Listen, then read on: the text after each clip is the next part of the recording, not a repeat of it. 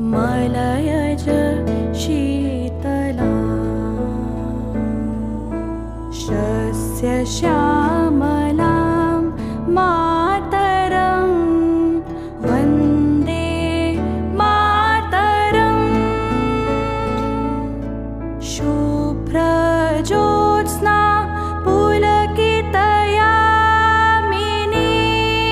जब संतान अवानंद वंदे मातरम गाता है, एक दूसरा पात्र तर्क वितर्क करता है।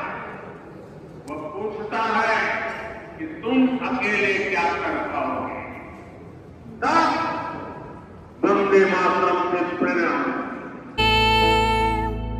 फुल्लकुसुमिता द्रुमदलशोभिनी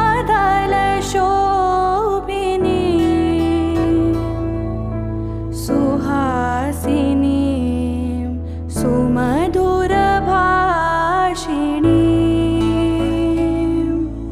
सुखदां वरदां मातरं वन्दे मातरम्।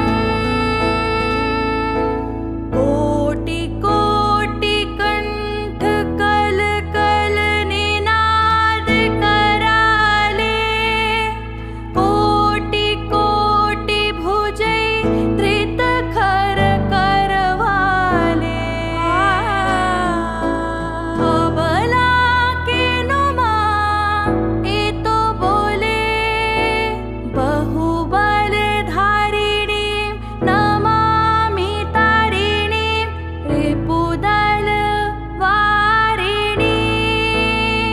मातरम्।